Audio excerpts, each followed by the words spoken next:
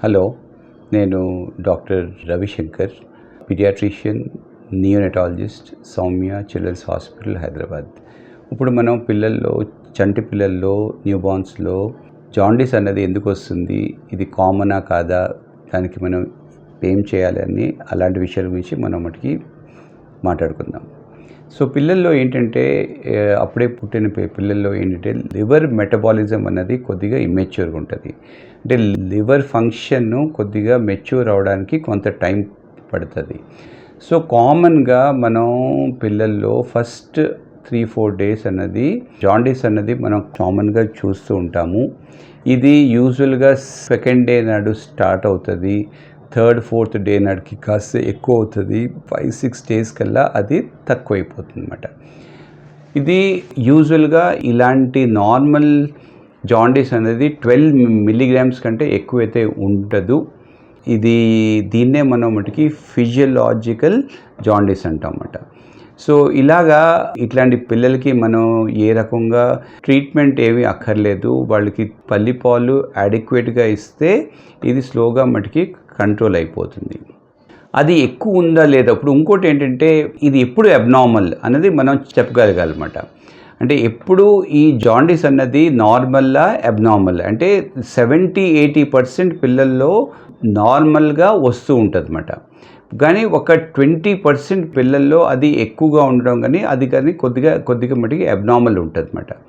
So ఎందుకు ఇలాగ వస్తుంది, దానికి అంటే ఇది మటుకి అబ్నార్మల్ అని మనం ఎట్లా చెప్పగలం?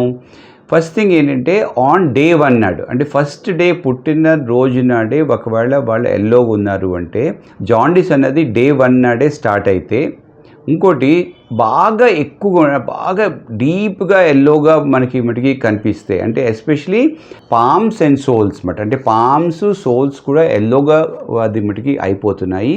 ఐస్ డీప్గా ఎల్లోగా ఉన్నది. Or more than 10 days, 10 to 14 days కంటే ఎక్కువ ఉంది అంటే మనం అప్పుడు ఇది నార్మల్ జాండీస్ కాదు. మనం నార్మల్ జాండీస్ అంటే ఏమన్నాం? ఫిజియలాజికల్ జాండీస్ అన్నాం. సో ఇది నార్మల్ జాండీస్ అయితే కాదు, ఇది అబ్నార్మల్ ఆర్ పెథలాజికల్ అంటాం అన్నమాట. ఇటువంటి సందర్భాల్లో మనం డెఫినెట్గా బ్లడ్ చెక్ చేయాలి. బ్లడ్ టెస్ట్ అయితే చేసి అది 15 mg కంటే అబోవ్ ఉన్నదా లేదా మనం తెలుసుకోవాలి. ఇంకోటి ఏంటంటే ఇది ఏజ్తో పాటు ఉంటుంది, ఏజ్ అండ్ వెయిట్తో పాటు ఉంటుంది. వెయిట్ మంత్స్ బట్టి ఉంటుంది. అంటే ఒక్కొక్క వాల్యూ ఏంటంటే మనం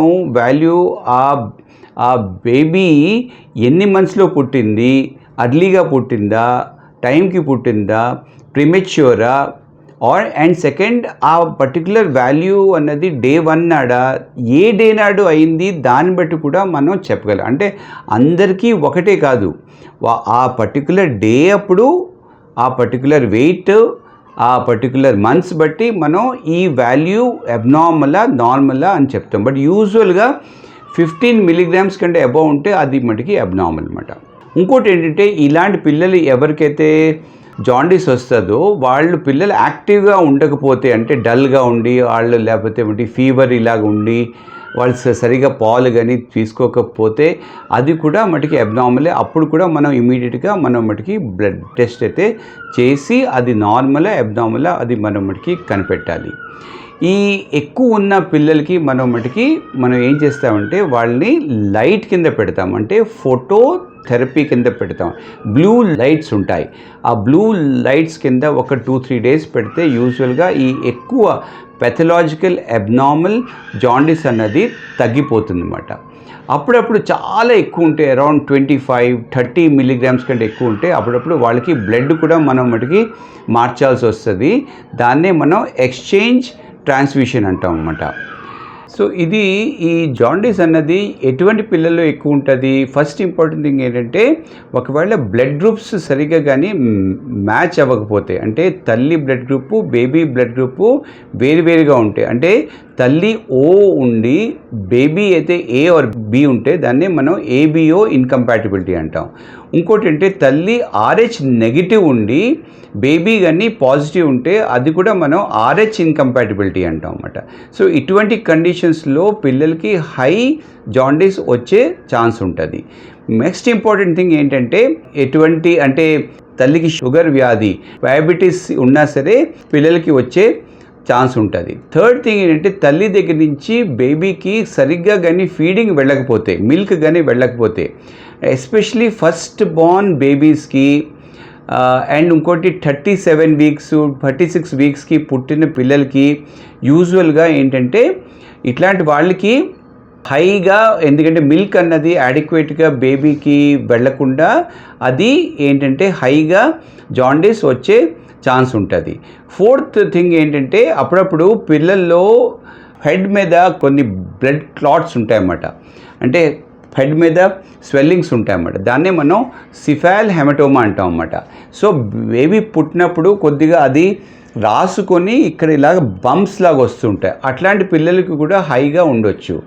ఇంకోటి వాళ్ళకి కానీ ప్రీవియస్ పిల్లలకి కానీ ఒకవేళ కానీ జాండీస్ వచ్చింది అంటే ఈ బేబీకి కూడా వచ్చే ఛాన్స్ ఎక్కువ ఉంటుంది. ఎందుకంటే కొన్ని కండిషన్స్లో కొన్ని టైప్స్ ఆఫ్ జాండీస్లో ఇది జెనెటిక్ ఫ్యాక్టర్స్ వల్ల కూడా వస్తూ ఉంటుంది అన్నమాట. సో ఇలాగా మనం ఏంటంటే ఇంకోటి కొంతమంది పిల్లల్లో థైరాయిడ్ ప్రాబ్లమ్స్ ఉన్నా సరే ఇలా ఎక్కువ వస్తూ ఉంటుంది. సో కొన్ని క్లినికల్ కండిషన్స్లో ఇలాగైతే వస్తూ ఉంటుంది. సో మనం కేర్ఫుల్గా ప్రతి ఒక్కళ్ళని కూడా ఫస్ట్ డే పుట్టిన వెంటనే అండ్ ప్రతిరోజు ఒక 3-4 డేస్ వాళ్ళకి జాండీస్ ఉన్నదా లేదా అనేసి మనం మటుకి చూసుకోవాలి. జాండీస్ కానీ ఉన్నది అంటే బ్లడ్ టెస్ట్ కానీ ఆర్ ఇంకోటి అంటే వితౌట్ బ్లడ్ టెస్ట్ ఇంకొక ఇన్స్ట్రుమెంట్ ఉంటుంది. దాన్నే మనం ట్రాన్స్క్యూటేనియస్ బిలిరుబినోమీటర్ అంటాం అన్నమాట. సో ఇలాగా ట్రాన్స్క్యూటేనియస్ బిలిరుబినోమీటర్ కానీ లేకపోతే బ్లడ్ బట్టి చూసుకొని ఆ పర్టికులర్ ఏజ్ ఎంత ఉన్నది అనేది మనం మటుకి చూసుకొని అది అబ్నార్మల్లా నార్మల్లా అని మనం చెప్పాలి అన్నమాట. మనం చెప్పి దాన్ని బట్టి మనం మటుకి ట్రీట్మెంట్ అయితే ఇవ్వచ్చు అన్నమాట.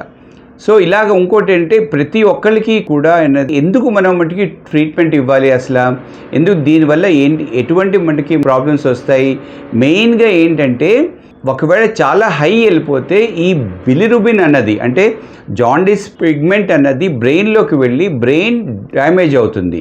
ఈ బ్రెయిన్ డ్యామేజ్ అయితే అది పర్మనెంట్గా ఉంటుంది. దాన్ని మనం మళ్ళీ ఒక నార్మల్ స్టేట్కి తీసుకురాలేము అన్నమాట. సో దీన్నే మనం మటుకి కర్నిక్ట్రస్ అంటాం. ఈ కర్నిక్ట్రస్ అన్నది చాలా డేంజరస్ కండిషన్ను. దీనివల్ల permanent brain damage and disability ఉంటుంది అన్నమాట. సో అందుకనే ఎప్పుడన్నా సరే పిల్లలకి కానీ జాండీస్ ఉన్నది అంటే అది హైయా నార్మల్లా తెలుసుకొని క్లోజ్గా మానిటర్ అయితే చేయాలి. అది ఎక్కువ అవుతుందా లేదా, దానికి మటుకి ట్రీట్మెంట్ అవసరమా. ఇక్కడ మటుకి హాస్పిటల్లో కూడా మనం అడ్మిషన్ అయినప్పుడు ఎవ్రీడే ఒకసారి బ్లడ్ టెస్ట్ చేసుకొని అది తగ్గిపోతుందా లేదా అనేసి మనం మటుకి తెలుసుకొని అప్రాప్రియేట్గా మనం కానీ ట్రీట్మెంట్ ఇస్తే జాండీస్ వల్ల కూడా ఏ రకంగా ప్రాబ్లం లేకుండా పిల్లలు మటుకి హెల్తీగా ఉండొచ్చు. Thank you.